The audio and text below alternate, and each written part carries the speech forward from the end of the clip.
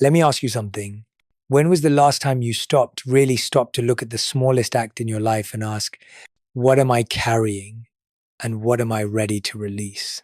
You see, we've been conditioned to believe that transformation only happens in big moments, that growth is born in grand awakenings, life-changing trips, or dramatic breakthroughs.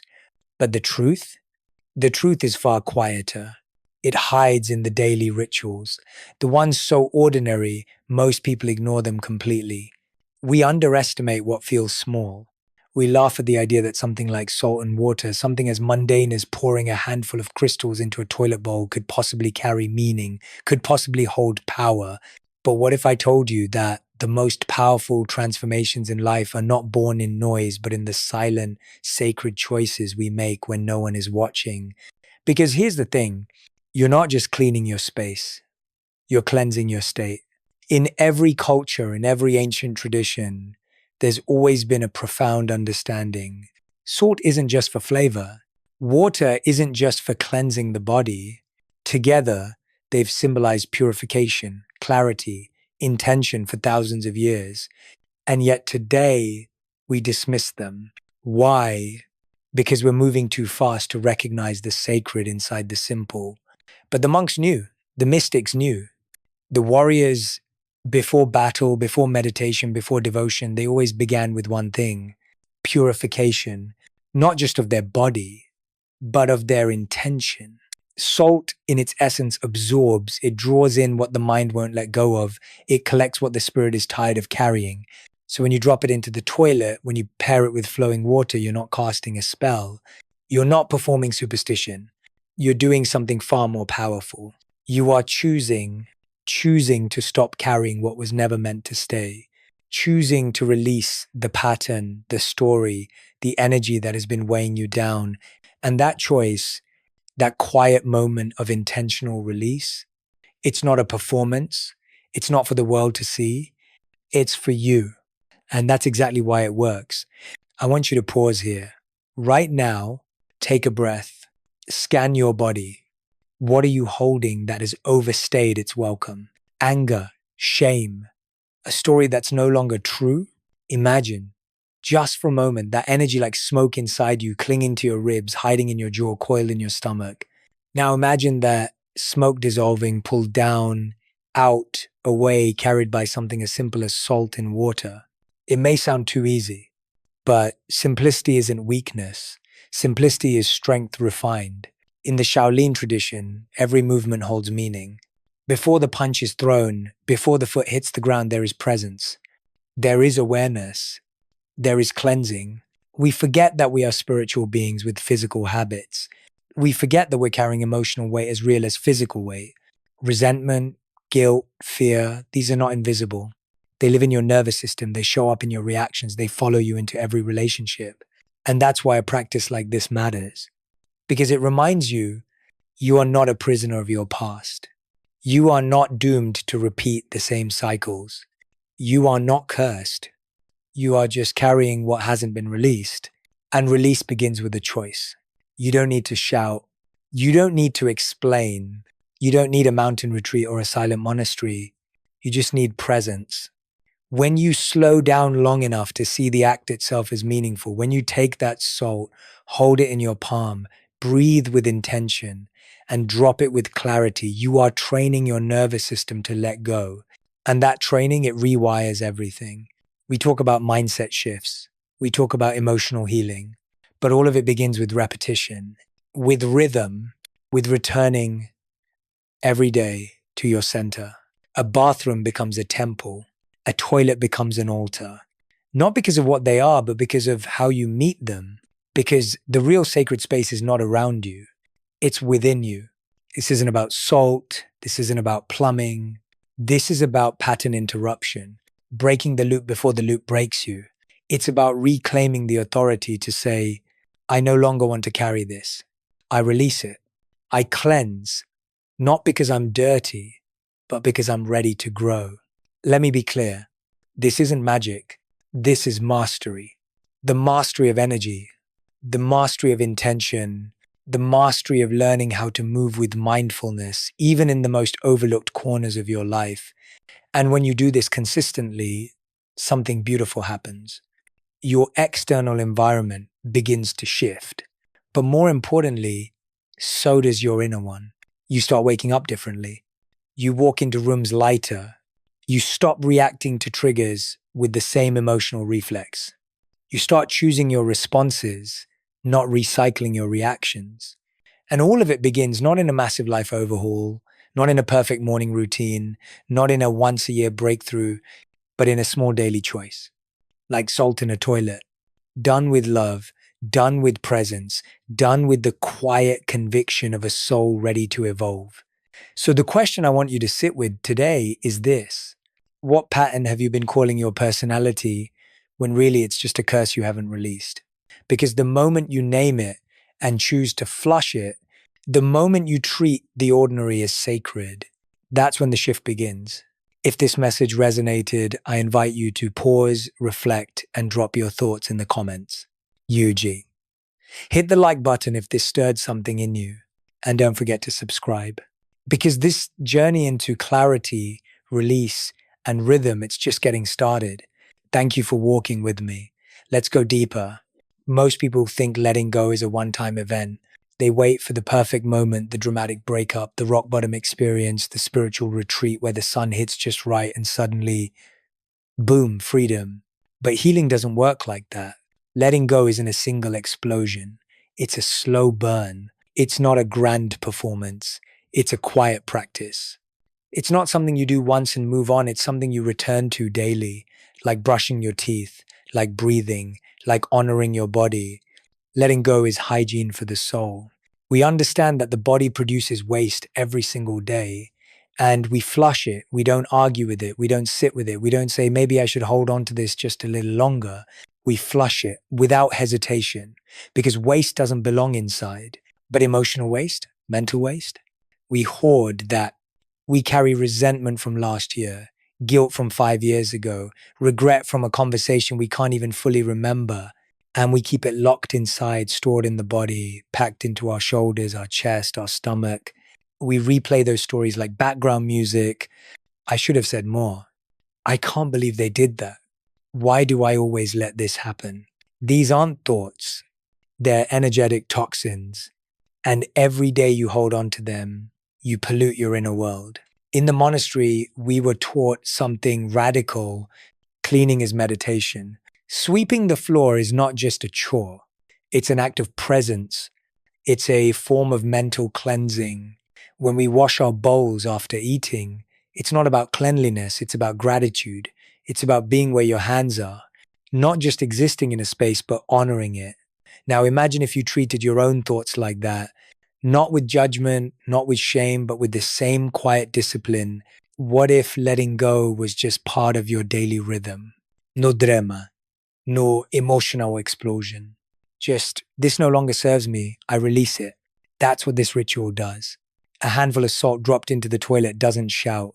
It doesn't beg for attention. It just absorbs, dissolves, releases. And in that act, it teaches you a sacred truth. You get to choose what stays, and you get to choose what leaves. You don't need a therapist in the room. You don't need the person who hurt you to apologize. You don't even need to fully understand the wound. You just need to be willing to say, enough. Not from anger, from awareness. Letting go isn't always about closure. It's about clarity. The clarity to know this pain doesn't define me anymore. This version of me, the one that tolerated it, explained it away, replayed it, is not the version I'm becoming. You see, we think we're stuck because of circumstance. But often we're stuck because we're recycling the same emotional weight every single day. Same memory, same story, same internal reaction. And here's the hardest part to admit. Sometimes we get addicted to our pain. We wear it like armor. We think, if I let this go, who will I be without it? If I stop telling this story, will I still matter? But you are not your pain. You are not your past. You are not the pattern. You are the awareness that notices the pattern. And that awareness that still sacred part of you. It knows when it's time to let go. Salt has been used for centuries as a sacred tool. It purifies, it absorbs, it preserves. But here's what makes this ritual powerful. It's intimate. It's not public. It's not performative. It's you in your space, choosing to be the one who interrupts the cycle, choosing to say, this ends with me. That kind of decision doesn't require force. It requires consistency. It's not about doing this once and waiting for miracles. It's about doing this again and again until your nervous system catches up, until your body no longer flinches at the memory, until your mind no longer rehearses the pain, until your spirit begins to feel light finally. Letting go isn't just spiritual, it's physiological. Your body stores everything you haven't released. And when you introduce a daily ritual, a breath, a salt cleanse, a pause, you begin to rewire your system. You teach yourself that peace is safe, that you don't have to be tense to be alive, that you don't have to carry the world just to feel worthy. And that's where transformation begins. You start to treat emotional pain like you treat physical waste, something to recognize and release with compassion, with clarity, with discipline. And discipline is the bridge. Discipline is what carries you from, I wish I could change, to this is who I now am. It's not glamorous. It's not always satisfying in the moment, but it's powerful. Because when your mind starts to understand that you are no longer interested in holding pain as identity, it stops gripping so tightly. It begins to trust you. You become your own safe space, your own healer, your own protector. And listen, some days it won't feel like you've let anything go. It'll feel like you're just going through the motions, but don't stop. Because even when the release isn't dramatic, it's still happening. A single grain of salt still absorbs. A single flush still moves energy. And that daily rhythm, that willingness to keep showing up for yourself is how you create emotional freedom. Letting go becomes less about the past and more about the present. More about who you're choosing to be now. Because every time you release something that no longer serves you, you make room for something that does. You make space for peace. You make space for clarity. You make space for you. So stop waiting for the perfect moment. Stop waiting for the apology. Stop waiting for someone else to tell you it's okay to move on. You're allowed to begin again every single day with something as simple as a handful of salt, with something as sacred as a breath, with something as quiet as your own decision to be free. Freedom isn't found in force. It's found in rhythm, a breath, a release, a return, again and again. There's a curse that's more dangerous than any spell, hex, or ritual passed down through generations. It doesn't need candles, dark rooms, or someone wishing you harm. It lives inside you, and you've probably carried it for years without even realizing. It sounds like this. This always happens to me. I never get it right. I guess I'm just not that person. This isn't just negative thinking. This is a pattern, a loop, a curse that repeats, not because it's been cast upon you, but because it's been installed inside you. And the longer you live in it, the more it feels like truth. But here's the thing most people never understand. You don't break curses by fighting them. You break them by seeing them. Awareness is the first revolution. In Shaolin philosophy, there's a concept called the karmic cycle. It's not superstition, it's spiritual psychology. It means we don't just live life, we loop it. Wake up with anxiety, react the same way, think the same thoughts, choose the same avoidance, then wonder why nothing changes. It's not punishment, it's programming. It's not because you're weak, it's because no one taught you how to interrupt the rhythm. Most people try to run from the loop. They distract themselves, chase new goals, start new relationships, change environments. But running faster doesn't break the cycle. It just exhausts you. The loop ends not with more movement, but with stillness. Stillness is where the curse starts to unravel, not because you're avoiding life, but because you're finally facing it. You sit, you breathe, you stop reacting, And in that pause, something powerful happens. You see the pattern clearly for the first time. You're no longer inside it. You're above it. And once you're above it, you have choice. You can choose a different breath, a different response, a different thought. That's how the curse begins to die, not through force, but through awareness with action. In the Shaolin Temple, we're not trained to just fight. We're trained to observe. We study our own habits, every reflex, every trigger, every emotional twitch, because you can't transform what you won't face, and you can't face what you refuse to slow down and see. So we sit in silence, not because it's comfortable, but because silence reveals what noise hides. We watch the stories, we tell ourselves rise up like smoke. I'm not enough. They always leave. I'll never get there. We don't argue with them. We don't suppress them. We just watch. And eventually, the stories lose power. They can't survive without your participation. That's what most people never realize.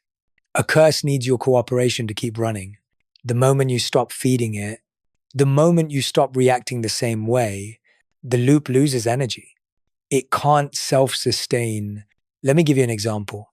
Let's say every time you're criticized, you shut down, you become defensive, you withdraw, you assume rejection. That's the loop. And you've likely played it out so many times that it feels automatic. But what if the next time it happens, you pause? You feel the heat rising, the reaction starting, but instead of surrendering to the pattern, you observe it, you name it. You say, here's that familiar pain again. And then you breathe. You let your awareness soften the reaction. You ask yourself, what's a new way I can show up right now? It's not dramatic. It's not flashy. But that small shift, that moment of presence breaks the curse. Because now you're choosing not recycling. Most people want to slay their demons. They want to fight the pain, crush the doubt, silence the fear. But you don't need to fight your demons. You just need to stop feeding them. Stop giving them your attention. Stop rehearsing their script. Stop making decisions based on who you used to be. Because here's the truth. You can't step into the future while dragging the chains of the past.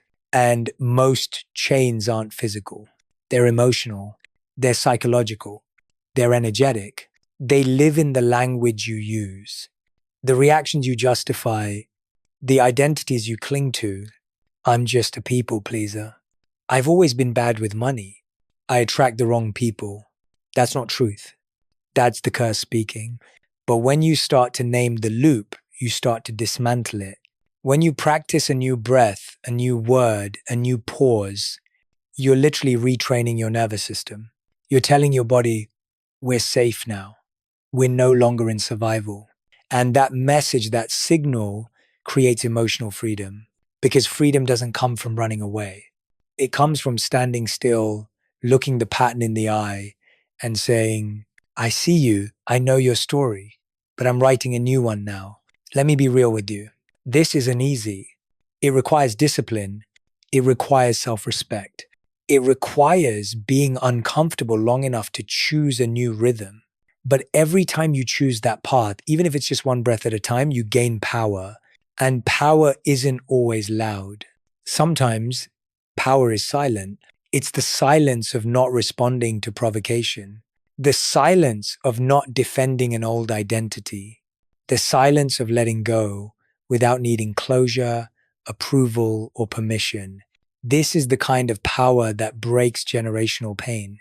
This is the kind of power that ends emotional inheritance. This is the kind of power that makes you the one in your family who chooses different. So if you're wondering where to start small. Start with that moment before your usual reaction. Start with the breath you usually ignore. Start with the ritual you've dismissed as too simple, like salt in water, like a flush that means this no longer lives here, like a pause that says, I'm ready to evolve. The curse is not permanent. It's just practiced. And what is practiced can be replaced. So what new pattern will you practice today? Will you stay loyal to the version of yourself that was built in survival? Or will you choose to become the version of yourself that was built in awareness? The choice isn't made once. It's made moment by moment. That's how you break the inner curse, one conscious decision at a time. Discipline isn't about how early you wake up.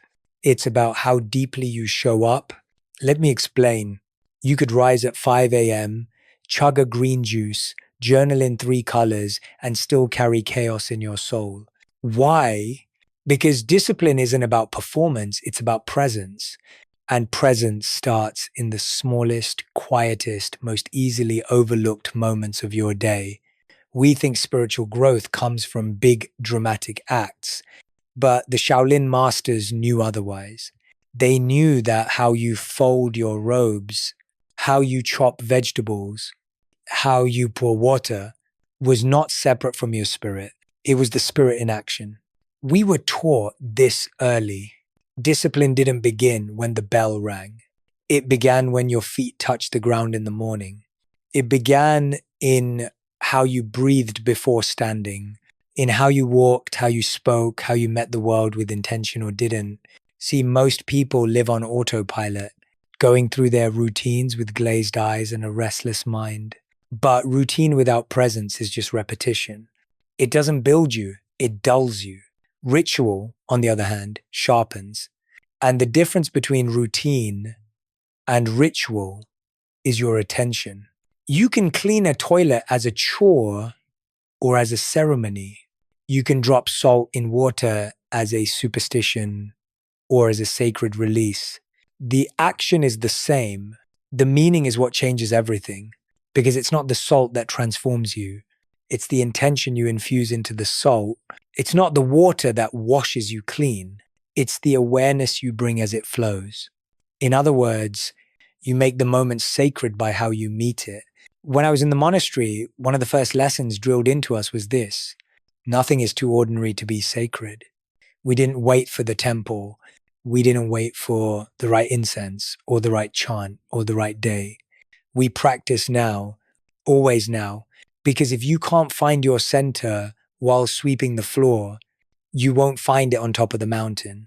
And if you can't be present while pouring salt into water, you'll miss the opportunity to be present when real change is knocking at your door. You see, most people are chasing a breakthrough, a flash of enlightenment, a big shift that will finally make everything click. But transformation rarely arrives like thunder. It shows up like a whisper. It comes when you're kneeling over a bowl of water, breathing slowly. It comes when you say to yourself, I release this not once, but every day.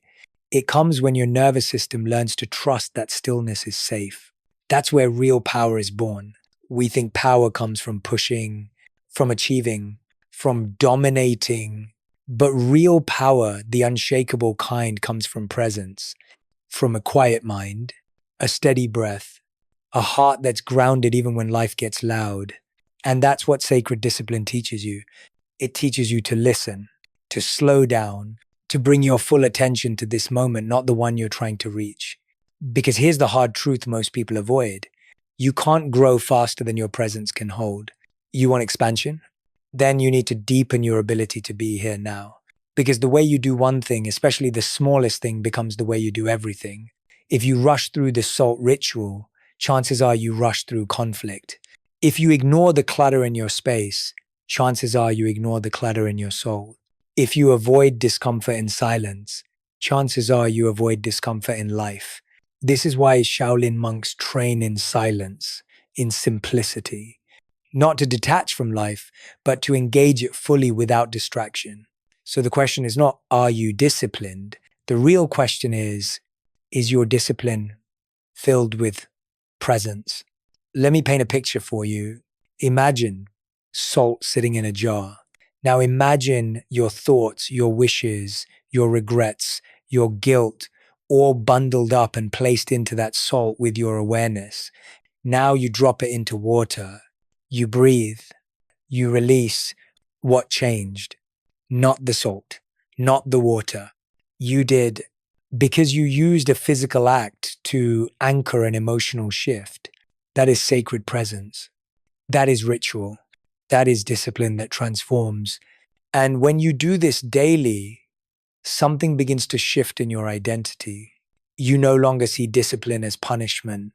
You see it as devotion, devotion to clarity, devotion to stillness, devotion to your evolution. You stop needing external motivation. You stop chasing results. You start trusting rhythm, because transformation isn't about intensity.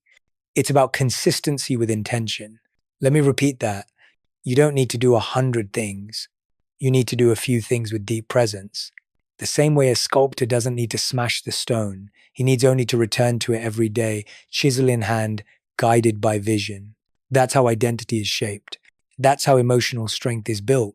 That's how curses break, not in one loud scream, but in 100 quiet decisions to stay present when you used to run. So next time you feel stuck, next time the old pattern rises, don't fight it. Don't shame it. Don't suppress it. Be with it.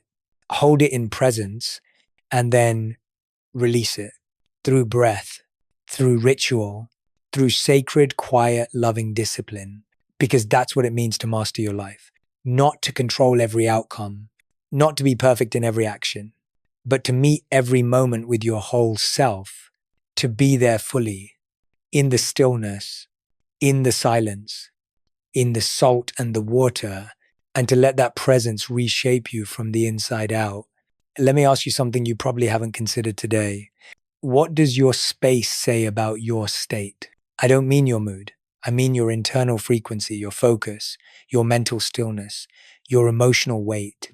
Because whether we realize it or not, the outer world mirrors the inner world. And your environment, it's speaking. The question is, are you listening? Look around your home. The clutter on your floor, the pile of dishes in the sink, that drawer you haven't opened in weeks because you know it's chaos inside.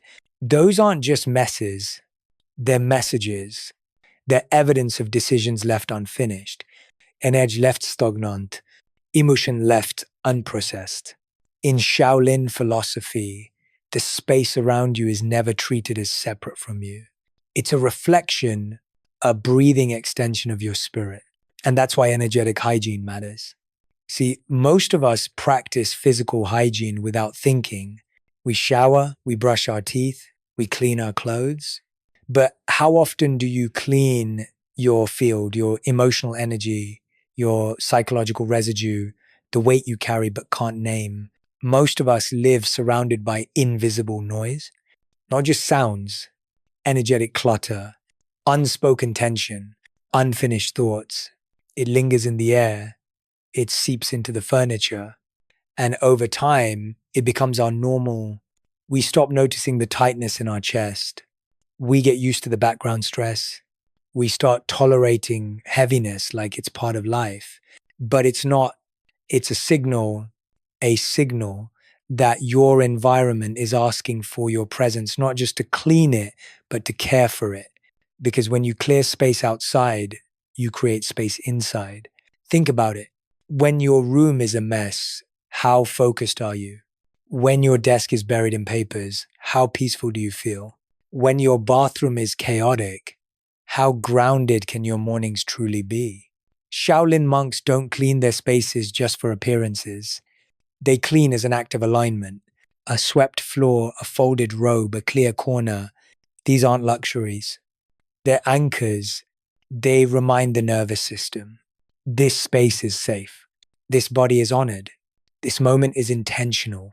And when you pair that with a ritual like placing salt in your toilet, you're not just cleaning for cleanliness. You're releasing stuck energy. You're saying, I am aware of what I carry, and I choose to let it go. It's subtle. It's simple. But it's powerful. Because most emotional clutter doesn't leave your body, it hides. It hides in tension, in fatigue, in procrastination. And until you create space for it to be seen, it stays. So here's the truth. You don't need to burn sage in every corner or chant mantras for hours to cleanse your space. You just need to show up with attention. You need to look at your environment and ask, what in this room is feeding my clarity? What in this room is draining my energy? Because yes, your dirty sink can create anxiety. Your cluttered desk can breed distraction. Your chaotic closet can trigger shame. It's all connected. You think you're just living in your home, but really your home is living inside you. And the practice of energetic hygiene is about becoming aware of that relationship. It's about taking responsibility for your space, not just to impress guests, but to protect your peace. Let me give you an example. Imagine walking into your bathroom. You feel tense. You've had a long day. Now, you light a candle. You drop salt into the toilet. You breathe. You speak a quiet intention. You flush. What just happened? You didn't just clean your space. You cleared your field. That flush wasn't just noise, it was a signal, a release, a return. And every time you do that, every time you treat the ordinary as sacred, you train your nervous system to trust presence over pressure. Because here's what most people don't realize. When your space is full of clutter, your mind becomes conditioned to chaos. When your home is reactive, your energy becomes defensive. But when your environment is intentional, your soul can breathe. That's when you start to notice the subtle shifts. You stop rushing through your morning routine. You stop feeling overwhelmed by small tasks. You begin to enjoy silence again, not because life got easier, but because you removed the invisible weight that was holding you back. And here's the beautiful part. You don't need to change your entire life to feel this shift. You just need to start where you are. Pick one corner, one drawer, one ritual, and approach it with full presence. Ask yourself, what am I ready to let go of? What in this space no longer matches who I'm becoming? What energy have I been tolerating that I'm now ready to clear? And as you begin that clearing physically and energetically, don't just think of it as tidying up. Think of it as making room for your future self. The self that is clear, the self that is grounded, the self that is free. Salt in the toilet may seem like a small thing, but it's part of a larger truth. Everything you touch carries your energy. And when you treat every space you occupy with reverence, you begin to feel like your life finally fits. No more chairs, you've normalized. No more disconnection between your goals and your environment, just alignment. Because your environment is not separate from your healing. It is a mirror of it. So today, don't just declutter. Don't just clean. Don't just flush. Consecrate your space. Make it sacred. Make it reflective of who you are and who you're becoming. And remember, this isn't about being obsessive. It's about being conscious. Because clarity isn't something you find. It's something you create one breath, one drawer, one flush at a time. Let me tell you something that most people never realize until it's too late. Transformation doesn't come from a breakthrough. It comes from a rhythm, not a sprint, not a moment of motivation, not a once-a-year retreat that feels amazing for 48 hours and then fades when you're back in your old environment. The life you want, the peace, the clarity, the emotional stability isn't hiding behind a big moment. It's built through small returns. Tiny, almost invisible acts of discipline that most people overlook, and yet they're everything. We've been trained to believe that freedom is a destination, something we'll finally reach after we fix everything, heal everything, accomplish everything. But freedom isn't a mountain you climb and conquer. Freedom is a rhythm you create. And like all rhythms, it requires return. Think about your body. You don't eat once and stay full for life. You don't sleep one night and stay rested forever. You don't shower once and never need water again. So why do we expect healing to happen in one go? Why do we think that if we let go once, the pain should never return? Healing isn't a one-time release. It's a practice of consistent cleansing. This is why in Shaolin life, we don't train once. We train every day. We don't meditate once and call it presence. We return again and again to our breath, to our discipline, to our rituals, because clarity fades when not refreshed. Patterns creep back in. The mind drifts toward noise when left unattended. And this is where most people get discouraged. They think, but I already did the work. I already forgave. I already healed that part of me. Yes, but the world moves. Life shakes you. Triggers resurface. Emotions rise again. And when that happens, you don't panic. You don't spiral. You don't judge yourself for feeling the weight again. You return. You return to center. You return to rhythm. You return to the practices that remind you who you are. That's why the salt ritual matters. It's not about the act. It's about the returning. Every time you drop that salt, every time you take that breath, every time you flush, you're saying, I may have drifted, but I remember the way back. And that remembering is what makes you strong. You don't need a new routine. You need a new relationship with your rhythm. One that isn't born out of force, but flow. One that doesn't come from panic, but from presence. Let me share something personal with you. When I first left the monastery and re-entered the chaos of modern life, I lost my rhythm. I let emails replace meditation, deadlines replace my breathwork. I let productivity steal presence. And at first, I didn't even notice. I just felt off, not broken, just misaligned. My sleep was fine. My work was successful. But inside, I was noisy. Until one morning, I remembered, not through an epiphany, not through a book, but through a simple act. I placed salt in a bowl of water. I held it. I breathed. I released. And something in me clicked. It wasn't the salt. It was the return. The remembering that I could begin again at any moment, not because I had lost everything, but because I had simply paused the rhythm. And that's what I want you to understand. You don't need to overhaul your life. You just need to return to what grounds you, to what stills you, to what clears the static and lets your inner voice come through. You've been conditioned to chase intensity, but intensity fades. Rhythm sustains. Think of a wave. Waves don't come once and stop. They rise, they fall, they return, and in their return, they smooth stone. They shape coastlines.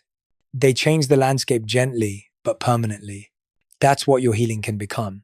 You don't need force. You need frequency. A daily return to peace. A daily act of release. A daily moment of presence, no matter how small. It could be a breath before a meeting, a salt cleanse before bed, a 1-minute pause before responding to a triggering message. The world will always ask you to go faster, but your soul is asking you to come back. Come back to rhythm. Come back to rituals. Come back to the you that isn't rushing, performing, or pretending. Because here's the most beautiful part. The more you return, the less you drift. The more you show up to your practice, the less likely you are to betray your peace. And one day, you'll look back and realize, I don't live in survival anymore. I don't carry chaos like I used to. I don't forget myself as quickly. And it won't be because of one big moment. It'll be because of 1,000 small ones. Where you chose presence over panic, ritual over reaction, return over retreat. So today, ask yourself, what can I return to? Not out of guilt, not out of pressure, but out of love for your future self, for your sanity, for your clarity. And if you've forgotten the way, that's okay. The path has always been there. It's in your breath. It's in the water. It's in the salt. It's in your hands. Begin again. Return gently, rhythmically, relentlessly, because that is where your power lives. Not in perfection, but in the practice of coming home to yourself again and again. Let me tell you something no one teaches us growing up. You are not weak because you forgot. You are powerful when you choose to remember. You see, the greatest curse isn't failure. It's not heartbreak. It's not even the pain others caused you. The greatest curse is forgetting who you are, forgetting your breath when fear returns, forgetting your peace when pressure mounts, forgetting your worth when someone treats you like you're disposable. Not because you're broken, but because somewhere along the way, life wore you down. It came slowly. You skipped your practices. You pushed through the day on autopilot. You silenced the voice inside that whispered, this isn't you anymore. And over time, the distance grew between you and your discipline, between you and your truth, between you and your sovereignty. Now, what is sovereignty? It's not control. It's not dominance. It's not ego shouting, I've got this. Sovereignty is quiet. It's centered. It's a deep inner knowing. I belong to myself, not to fear, not to patterns, not to projections, not even to the expectations others place on me. And that's what a true spiritual path is about. It's not about becoming something new. It's about remembering what's always been inside of you. The stillness, the strength, the clarity. That's what daily ritual helps us recover.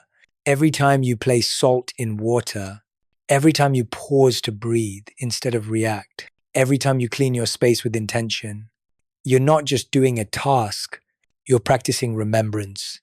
You're telling your nervous system, I am not the chaos. I am not the storm. I am the calm beneath it. You don't need a loud breakthrough. You need a quiet return. And that's what the modern world makes so difficult. We're constantly pulled into the noise, scroll, respond, rush, react, prove. And in the process, we forget, but ancient traditions knew this. That's why rituals existed, not for superstition, but for memory, to remember who you are when the world wants to make you forget. In the Shaolin tradition, remembrance isn't passive, it's active, it's woven into every action, every breath, because the body remembers how to move. The breath remembers how to calm.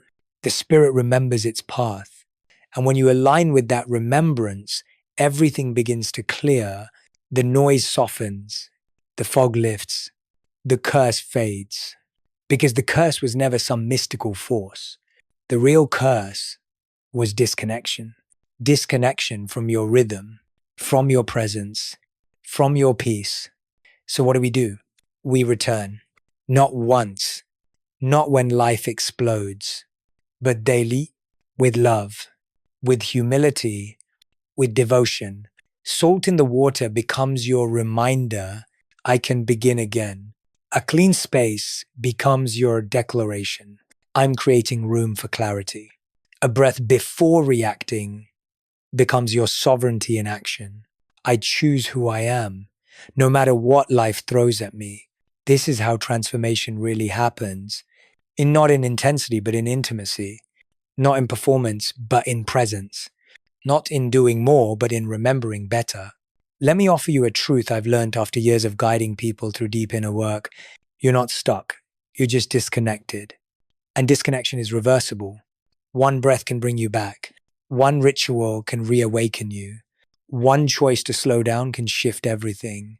But only if you commit to remembering. And that's the invitation I want to leave you with today. To stop chasing versions of yourself that perform, achieve, and prove. And start remembering the version that already knows. You are enough. You are grounded. You are whole. Even when life is loud. Even when pain visits again. Even when fear knocks at your door. You don't need to fight it. You don't need to run. You just need to return to your center. Because from there, you choose. And when you choose, you lead. And when you lead yourself, you reclaim your life. That's sovereignty. Not being above life, but being rooted in it. Not having all the answers, but knowing where to return when you forget. And the more you practice remembrance, the less the world can shake you. You begin to realize you don't need perfect conditions. You don't need approval. You don't need everything to be still before you can be still. You just need rhythm, ritual, and a decision every day to meet yourself with presence. So the next time the old story tries to pull you in, the next time fear says you're not ready, the next time you feel lost in the noise, come back, light a candle, clean your space, drop salt in water, flush the weight, not because the ritual is magic, but because you are, and your presence, your remembrance, that's the real power, the kind that doesn't shout but endures. The kind that doesn't need permission to lead. The kind that builds a life not from pressure, but from peace. So today, I want you to make this vow to yourself. I will not abandon myself when things get hard. I will not forget who I am in the noise. I will return. I will remember. And I will lead myself back again and again. Because when you do, That's when curses end. That's when healing begins. That's when you stop surviving and start sovereign living. And that's what this path was always about. Not changing who you are, but remembering who you've always been